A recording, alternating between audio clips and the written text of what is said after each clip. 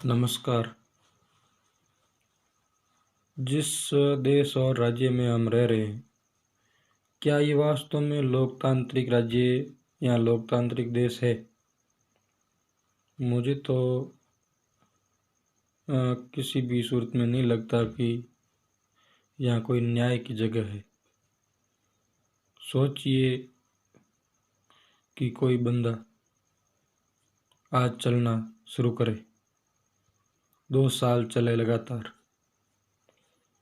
न जाने कितने संघर्ष, रास्ते में कितने कांटों को वो पार करे, और 2 वर्ष के बाद जब वो अपना आकलन करे तो वापस उसी जगह खड़ा हो जहाँ से उसने चलना शुरू किया। ये कोई उस व्यक्ति की गलती नहीं है, जो चलने वाला पथिक है उसकी गलती नहीं है। ये केवल उस देश या उस राज्य की प्रशासनिक व्यवस्था की जिम्मे गलती है, जिसकी वजह से वो 2 साल चलता है और चलने के बाद वापस देखता है तो उसका जो रिजल्ट है वो जीरो।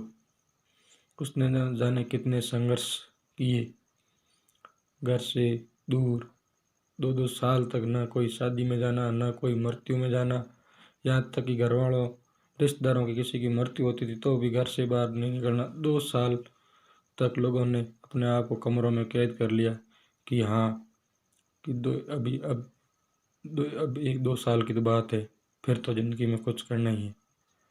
4-4, 5-5 बार परीक्षा की डेटें बढ़ी, फिर भी लोगों ने धैर्य रखा। उन बेटियों के बारे में सोचो जो घर छोड़ के पढ़ने जाती है और तरह तरह के लोग कमेंट करते हैं कि वो पढ़ने गई है, क्या करेगी, नौकरी लगेगी। वो बच्चों को छोड़ कर जाती है और सोचती है कि नहीं, अब की बार तो मैं लोगों को दिखा दूंगी कि मैं कुछ कर सकती हूँ, और दिन रात मेहनत करती है। और जब रिजल्ट की बारी आती है तो ये देख लो, क्या वो अभी वापस हिम्मत जुटा पाएगी? क्या वो हिम्मत कर पाएगी, हाँ मैं दोबारा पढ़ूंगी? क्या वे लोग जो किस किस न जाने कैसे कैसे कर्ज लेके या कैसे पढ़े थे, लेकिन उसका कोई मतलब नहीं रहा। 2 साल तक लोगों ने संघर्ष किया, पढ़ाई की, और अब देखना तो ये, अब इसमें पढ़ने वाले की क्या गलती है? सरकार को बताना चाहिए कि पढ़ने वाले ने ये जुर्म किया है, इसलिए हम ये सज़ा दे रहे हैं। गरीब और आम लोगों का तो पढ़ाई से भरोसा उठता जा रहा है। लोग पहले ऐसा माहौल था कि हाँ, पढ़ेंगे, मेहनत करोगे तो सफलता मिल जाएगी, बढ़िया नौकरी मिल जाएगी। लेकिन आज तो ये हो गया है कि जो एक ऐसे समाज में, मान लो कोई एक पड़ोस में एक बच्चा पढ़ रहा था 2-2 साल कमरे में बैठ के, और उसका 2 साल के बाद ये रिजल्ट है, तब वो पूरा पड़ोस के सामान्य जो लोग हैं, जो अपने बेटे या बेटियों को पढ़ाना चाहते थे, उन्होंने भी आस छोड़ दिए कि 2-2 साल, 3-3 साल भाई पढ़ेगा और फिर रिजल्ट ये, क्योंकि उनको पता है कि पेपर 10-10, 20-20 लाख रुपए में बिकेगा, हम इतना नहीं अरेंज कर सकते। इसलिए लोग पढ़ाई भी नहीं करा पाते, और लोगों का पढ़ाई और नौकरियों से भरोसा ही उठता जा रहा है। मैं अशोक गहलोत से निवेदन करना चाहता हूँ कि एक बार आप सोचिए कि जो आपका बेटा है वो अगर ऐसे 3-3, 4-7 साल अगर एक जगह बैठ के तैयारी करे, संघर्ष करे, और फिर कोई कहे कि नहीं, आप कि आपका पेपर रद्द, फिर कैसा लगेगा? आपको कैसा लगेगा? आप में क्या बीतती होगी? वो एक बार सोचिए। चलो भर्ती रद्द की, मान लिया कि पेपर गोपनीयता भंग हुई और आपने भर्ती रद्द की, लेकिन आपने भर्ती रद्द करने के साथ साथ पूरा पैटर्न ही बदल दिया। इतना अन्याय आप हमारे साथ क्यों कर रहे हो? पैटर्न क्या बदलने की ज़रूरत थी? हमारी वो मेहनत, 2-2 साल की मेहनत क्या काम आई? अब आपने पैटर्न बदल दिया तो हमारे वो 4-4 साल का संघर्ष क्या काम आया?